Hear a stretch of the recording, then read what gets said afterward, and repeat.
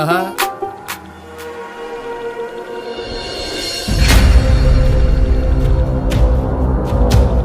এই কে তুই? আমি বেটা ছিলি, আগুন নিতে এসছি ভাই।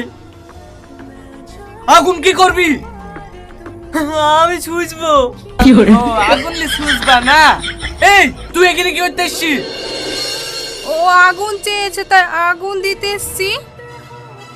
আগুন দিতে এসছি না? এই এদেরকে কাছে বাদ দো আর মডেলকে খবর দে, আর একটা বিচার করে ছাড়বো।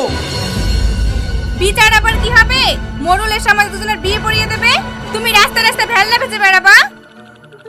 না রে, মডেল এসে বিয়ে পড়াবে না, এর জরিমানা করবে, আর আমি ওই টাকা দি বাড়িঘর সব প্লাস্টার করবো। চল শিগগিরই।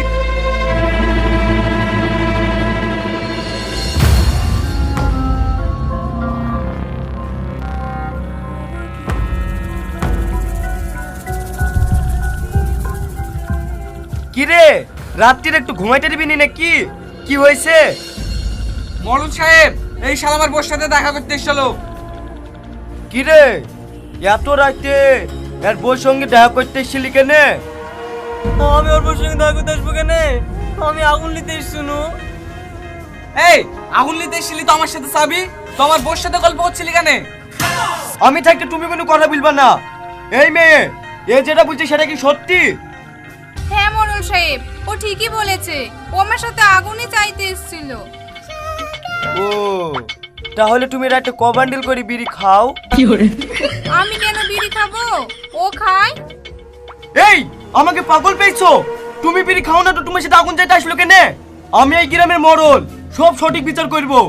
শোন, এক হাতে কোনদিন তালি বাজে না। নিশ্চয় তোর বউকে ফোন করে ডেকেছিল, তাই ও এসছে। আজ থেকে তোরা এক ঘড়ি কেউ কারোর সাথে সম্পর্ক রাখবি নি। মোরুল সাহেব বাড়িতে আছেন? বেরিয়ে আসেন। মোরুল সাহেব, মোরুল সাহেব।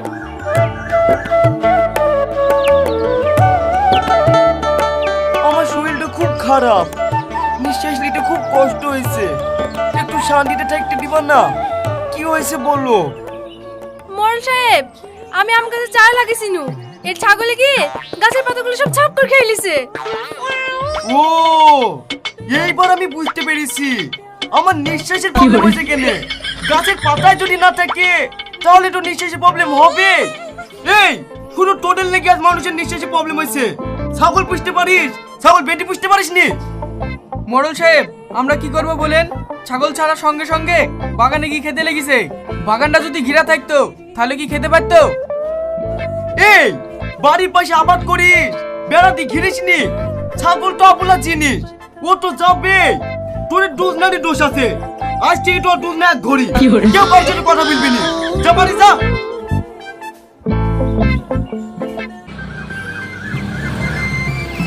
কি গো, তোমরা ভালো ভালো কাপড় পরে কোথায় যাইছো? মোরুল সাহেব, রোহনদা বাড়ি নেমন্তন্ন আছে, আমরা সবাই খেতে যাচ্ছি।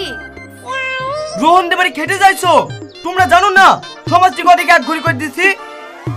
জানি মোরুল সাহেব, ওদের বাড়ি খাসির মাংস হয়েছে তো, তাই লোভ সামলাতে পারছি নি। খাসির মাংস?